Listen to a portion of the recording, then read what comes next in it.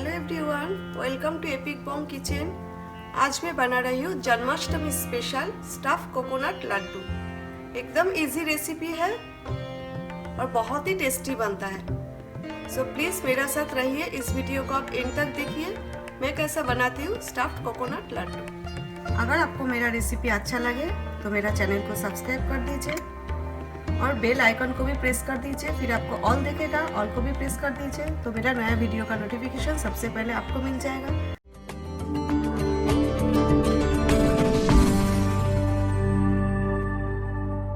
Stuffed coconut Laddu के लिए मैंने यहाँ पर कुछ ड्राई फ्रूट्स लिया है, cashew nuts, almonds, pistachio and resin 20 grams करके लिया है और मैं फाइनली चॉप कर लिया है, बारीक कटिंग हुई है।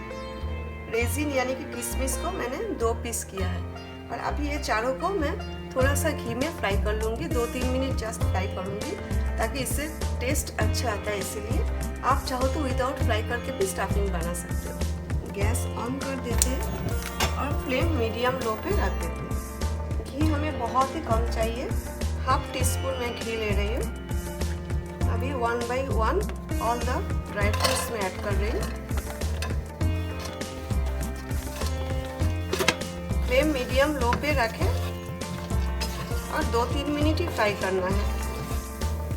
3 मिनट हो गया, अभी गैस बंद कर देते हैं और प्लेट में ट्रांसफ़र कर लेते हैं। अभी फ्लेम मैंने एकदम लो पे रखा है और अभी 1 टीस्पून घी ऐड कर रही हूँ। 1.5 cup desiccated coconut about 140 grams, साथ में 1/2 कप दूध 120 ml, 1 cup condensed milk, sweetened condensed milk है 120 ml। अगर आपका पास कंडेंस्ड मिल्क नहीं है तो कोई प्रॉब्लम नहीं है, आप शुगर यूज़ कर सकते हो। एकदम ड्राई करना है हमें।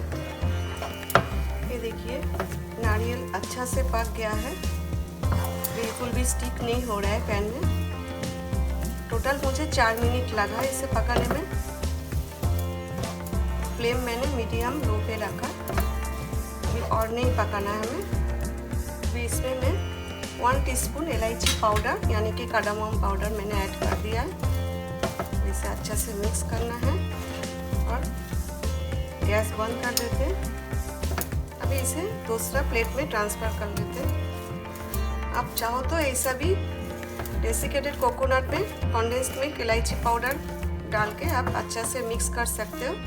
अगर आप गैस पे पकाना नहीं चाहते हो तो उसी तरह भी बना सकते हो, लेकिन इस तरह बनाओगे, थोड़ा सा दूध डाल के गैस पे पकाओगे तो इसका टेस्ट और भी अच्छा आता है। ज़्यादा टाइम भी नहीं लगता है, 4 मिनट में पक गया है। अभी ट्रांसफ़र कर लेती हूँ। थोड़ा ठंडा होने के लिए रख देते हैं, तब तक हम स्टफिंग बना लेते हैं, लेकिन हमें ज़्यादा ठंडा नहीं करना है। अगर नारियल हार्ड हो जाएगा तो लड्डू नहीं बनेगा। ड्राई फ्रूट्स में बाटी में ट्रांसफ़र कर लिया। अभी मैं इसमें ऐड कर रही हूँ 1 टेबलस्पून मिल्क मावा पाउडर। ये देखिए ये है मिल्क मावा पाउडर। अगर आपका पास मिल्क मावा पाउडर नहीं है तो आप मिल्क पाउडर ऐड कर सकते हो, या तो थोड़ा सा जो हमने डेसिकेटेड कोकोनट कंडेंस्ड मिल्क का साथ पकाया गैस पे वो भी थोड़ा सा ऐड कर सकते हो, उससे टेस्ट अच्छा आएगा। इसीलिए अभी मैं बाइंडिंग के लिए थोड़ा सा दूध ऐड कर रही हूँ। मैंने 1/2 टेबलस्पून दूध लिया। स्टफिंग के लिए मैंने रेजिन लिया है, आप चाहो तो खजूर यानी कि डेट्स ले सकते हो। पूरा 1/2 टेबलस्पून दूध लग गया। अभी मैं इसमें ऐड कर रही हूँ रोज़ एसेंस। अगर आपका पास रोज़ एसेंस नहीं है तो रोज़ वाटर ऐड कर सकते हो, लेकिन रोज़ एसेंस का फ्लेवर स्ट्रॉन्ग होता है। अगर आप ये ऐड कर रहे हो तो बहुत ही कम ऐड करें, जस्ट 2-3 ड्रॉप्स ऐड करना है। आप चाहो तो इलायची पाउडर भी ऐड कर सकते हो। इसे अच्छे से मिक्स करना है। इसमें हमें चीनी, कंडेंस्ड मिल्क ये सब डालने का बिल्कुल भी ज़रूरत नहीं है, क्योंकि हमने लड्डू ऑलरेडी मिठाई बनाया है, ज़्यादा मीठा हो जाएगा। आप चाहो तो डाल सकते हो, लेकिन लड्डू ज़्यादा मीठा हो जाएगा। चलिए रेडी हो गया हमारा स्टफिंग। हाथ में थोड़ा सा घी मैं अप्लाई कर लेती हूँ। अगर आपको सेम साइज़ का लड्डू चाहिए तो 1 स्पून ले लीजिए, तब का मेजरमेंट सही होगा।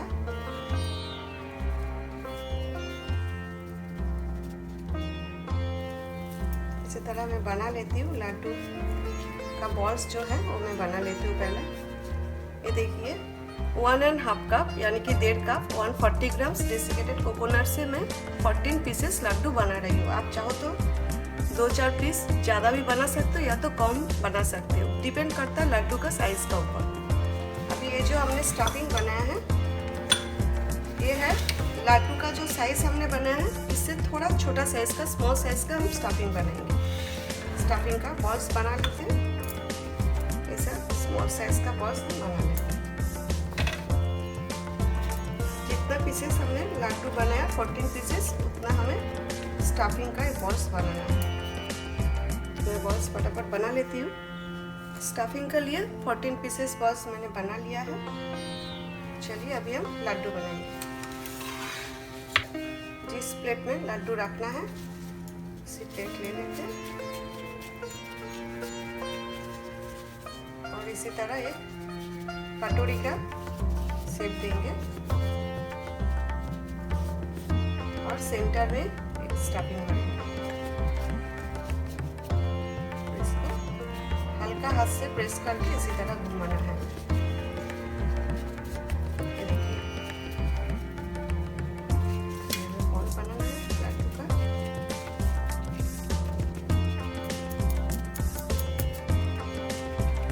लड्डू का शेप देने के लिए आप 2 हाथ यूज कर सकते हो, लेकिन मुझे एक हाथ से इजी पड़ता है। ये देखिए मैंने काफी बड़ा साइज का बनाया है, एक हो गया और एक दिखाती हूँ मैं आपको। ये देखिए इसे कटोरी का शेप देना है हमें। ये साइड में से जो एज है ये फट रहा है, अभी कोई बात नहीं, बाद में अच्छा से हम सील कर देंगे। ये देखिए सेंटर में रखना है हमें और हल्का हाथ से प्रेस करते ऐसा घुमाना है, अपने आप कटोरी का शेप हो जाएगा। ये देखिए इसे सील करना है। इसी तरह हल्का हाथ से प्रेस करके घुमाना है, अपने आप सील होते जाएगा। ये देखिए हो गया। इधर मैंने थोड़ा सा डेसिकेटेड कोकोनट लिया है, मिल्क मावा पाउडर भी ऐड कर रही हूँ थोड़ा सा। इसे अच्छा से कोटिंग करना है। आप चाहो तो ऐसा भी रख सकते हो, लेकिन कोटिंग करने से देखने में अच्छा लगता है, इसलिए मैं कोटिंग कर रही हूँ। ऐसा एक एक करके लड्डू में बना लेती हूँ।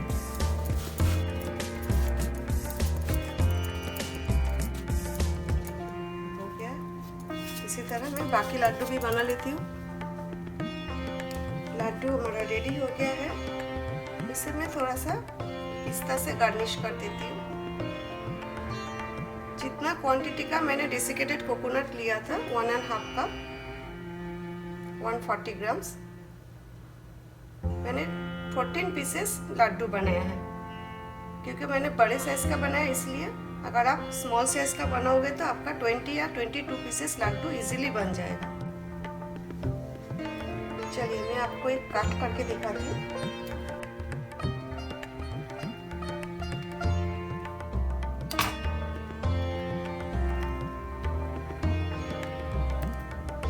देखिए